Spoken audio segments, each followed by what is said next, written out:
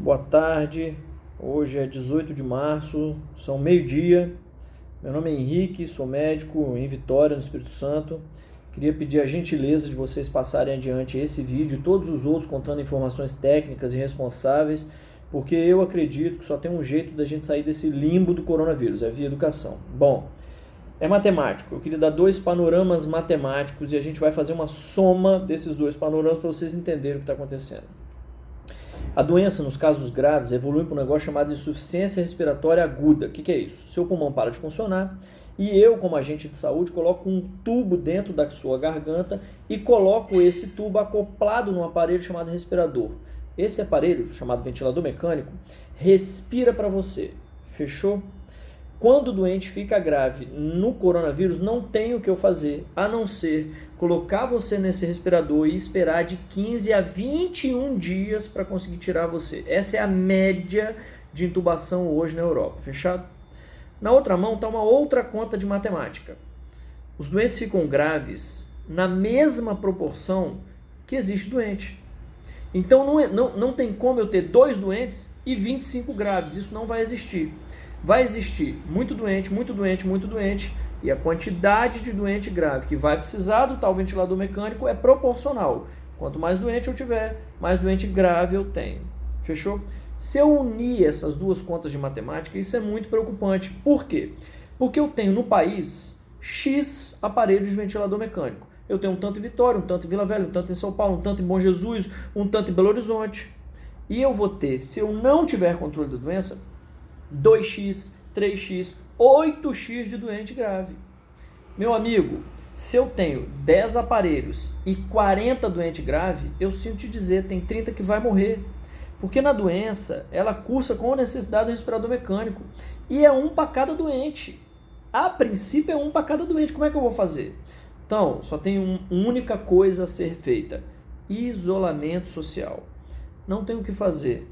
Meu amigo, não é para ir na igreja, não é para ir no bar, não é para ir na academia, não é para ir no clube, não é para ir para a escola, não é para jogar sua pelada, não é para ir dar volta no shopping, não é para ir para a praia e também não é para ir trabalhar, se você pode não trabalhar. Aqui entram 2 aspectos importantes. Quem pode ficar em casa, faça esse favor a quem infelizmente não pode ficar em casa. Diminua a quantidade de gente na rua, porque diminuindo a quantidade de gente na rua, você diminui a quantidade de gente doente. Se você diminui a quantidade de gente doente, você diminui a quantidade de gente doente grave. Se isso acontece, a quantidade de ventilador vai ser suficiente e não vai morrer gente por falta de assistência, que é o que hoje acontece na Itália. Se você tem que trabalhar, necessariamente 1 metro, 1,5 metro de distância das pessoas, da sua frente. Use para abrir porta, apertar coisa de elevador, encostar nas coisas do ônibus, a sua mão não dominante. E não coloque, depois de encostar em absolutamente nada, a mão no rosto.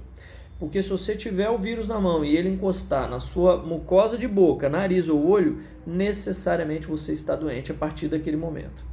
Presta atenção, a doença fica 2 semanas sem dar sintoma nenhum. Aquele cara do seu lado que aparece absolutamente saudável, ele já pode estar eliminando o vírus.